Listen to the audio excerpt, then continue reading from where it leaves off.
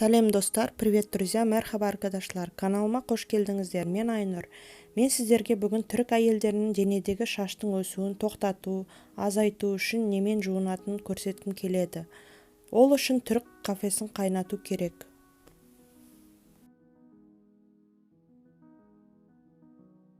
Бізге бір ас қасық түрік кафесі қажет.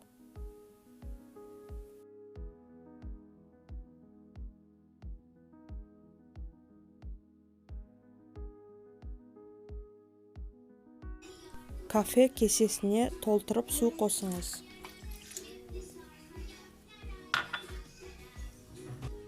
Араластырып аламыз.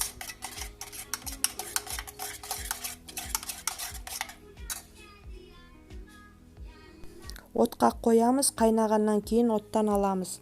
Табиғи кофе терінің қан айналымын ынталандырады және қан тамырларын сергітеді. Тері серпімділікке ие болады.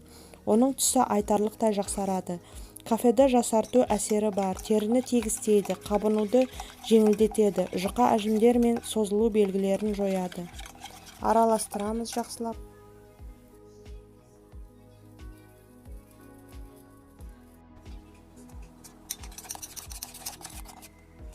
Кофе қайнады, оны оттан аламыз, содан кейін кофені суытамыз. Салқындағаннан кейін бір кофе кесе толы ас содасын қосыңыз. Ас содасы қышқылдық тосқауылды бейтараптандыру арқылы терінің бетінен кір мен өлі жасушаларды жояды. Сода ең жақсы табиғи скрабтардың бірі.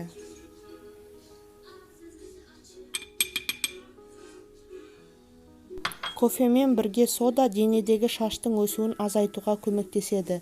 Скрабтан кейін бірден өзіңізді сергек сезінесіз.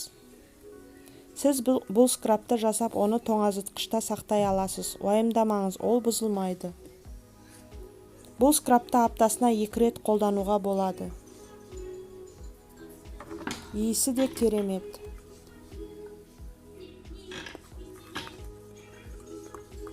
Скрабты қолданар алдында аллергиялық реакцияның бар жоғын тексеріңіз. Бұл скрабтан кейін тері барқыт, тегіс, нәрестенікі сияқты.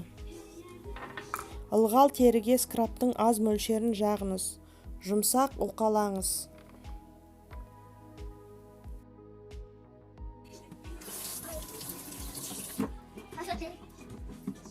Скрабты жылы сумен жуыңыз, салқын сумен шайыңыз.